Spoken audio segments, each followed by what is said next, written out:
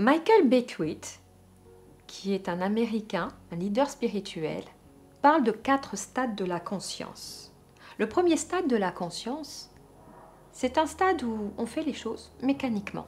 On se lève, on va au travail, parce qu'il faut aller travailler, parce qu'il faut avoir une famille, parce qu'il faut dormir, parce qu'il faut faire les choses comme ça.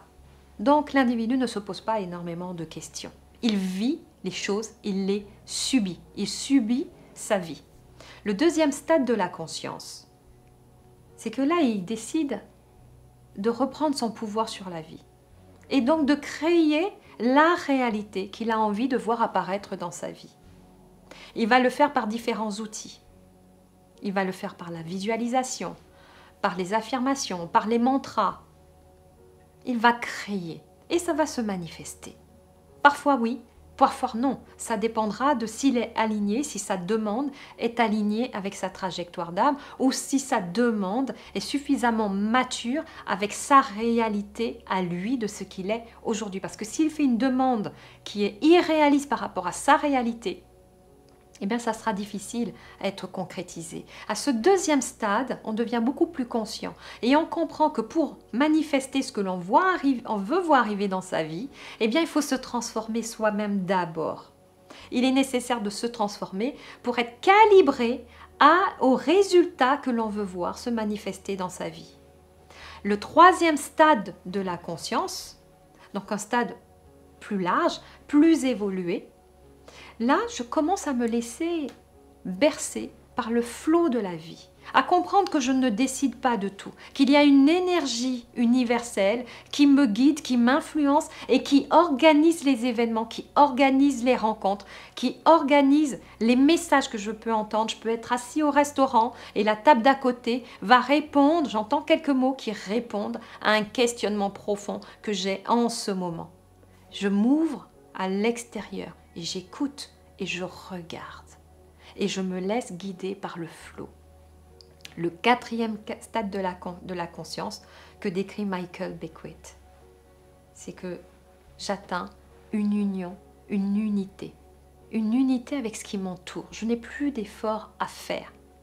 Bien sûr, je continue à me questionner, bien sûr, je continue à désirer ce que je veux, mais la grande différence, c'est que je ne désire pas ce que mon petit moi, mon moi je veux absolument, mon moi de l'ego.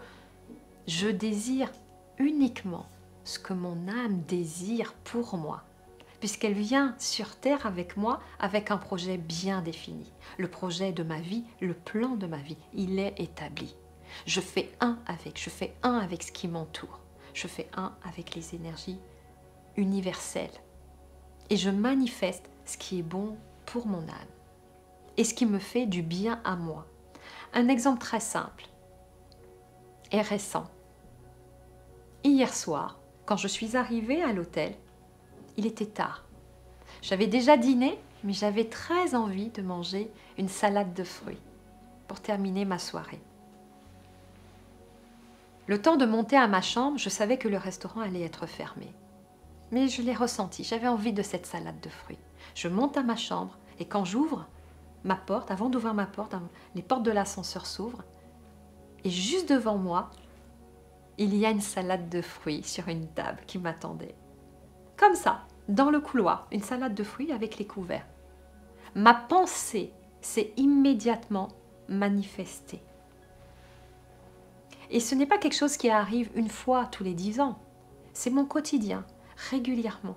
Juste de vouloir sincèrement, sans autorité, sans pouvoir sur ce désir, en me disant « j'aimerais tellement avoir ça », je sens le bien que ça me ferait, et en même temps, si je ne l'ai pas, c'est ok. Eh bien, je fais corps, je fais union avec la grande conscience universelle.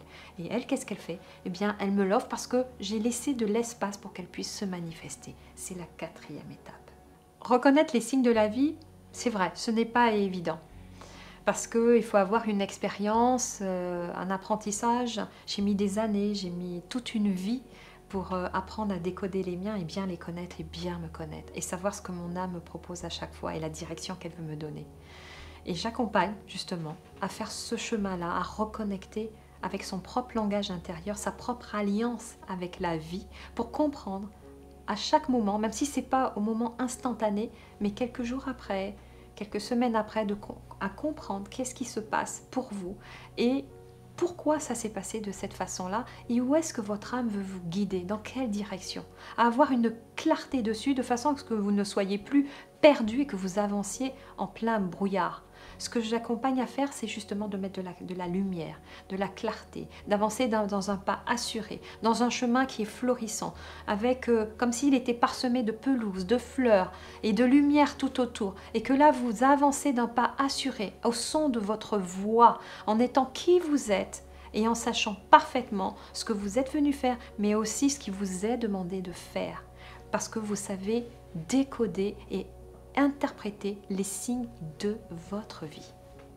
Et cela, je le fais au travers d'accompagnements individuels, personnalisés, et aussi au travers de séminaires que j'organise et je m'appuie sur la puissance du groupe pour vous permettre d'ouvrir cette conscience par rapport au lien avec les signes de la vie qui vous entourent et les interprétations que vous pouvez acquérir plus facilement, expérimenter l'apprentissage qui s'accélère au cours d'une journée de séminaire que je vous apprends à faire et à déployer dans votre quotidien de façon à ce que vous ayez une assurance et une conscience et une foi en la vie qui soit naturelle.